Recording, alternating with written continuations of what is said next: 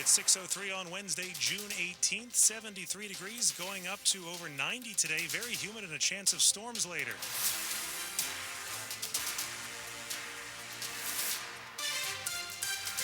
Good morning, I'm John Aaron along with Michelle Basch. The top local story we're following.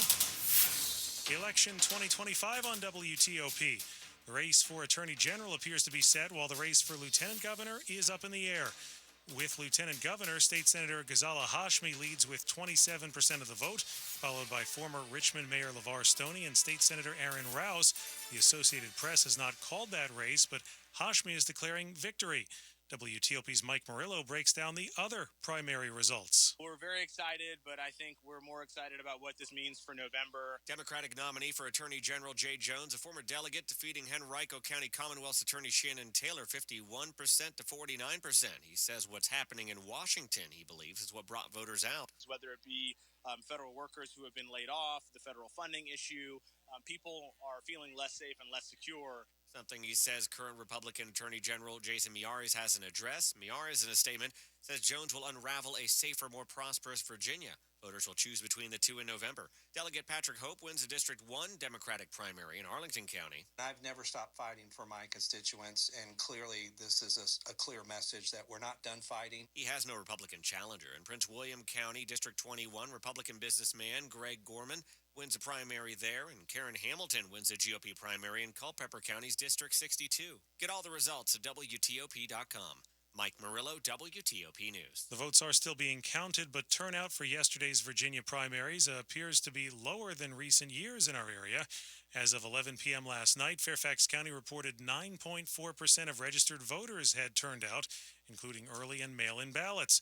Last primary for governor, lieutenant governor, and attorney general 4 years ago saw more than an 11% turnout among registered Democrats in Fairfax.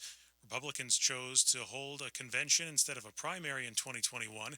Arlington County showed total numbers at about 14%, down from 16% in 2021. Other counties, including Loudoun and Prince William, did not have comparable data immediately available.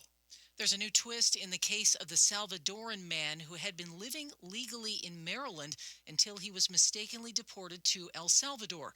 It's a story you're hearing first from WTOP's Neil Augenstein. In a new motion, the government says Kilmar Abrego Garcia's Maryland lawsuit should be dismissed as moot.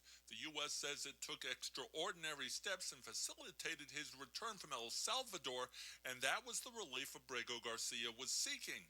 But last week, his lawyers asked the judge to appoint a special master to investigate how he was wrongfully deported, including seeking records of communication between several government agencies, and to impose financial penalties if warranted as punishment for contempt. The U.S. says that sort of discovery is no longer warranted and that the Maryland court should dismiss the suit since Abrego Garcia is back in the U.S. Neil Augenstein, WTOP News. And Abrego Garcia is still in Tennessee right now awaiting trial after pleading not guilty to human smuggling charges. A man accused of killing a second-grade Prince George's County teacher has been found guilty.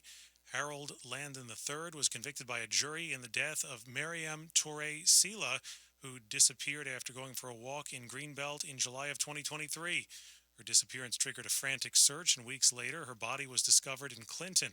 State's Attorney Aisha Braveboy spoke to reporters after the trial and explained why she decided to personally prosecute this case.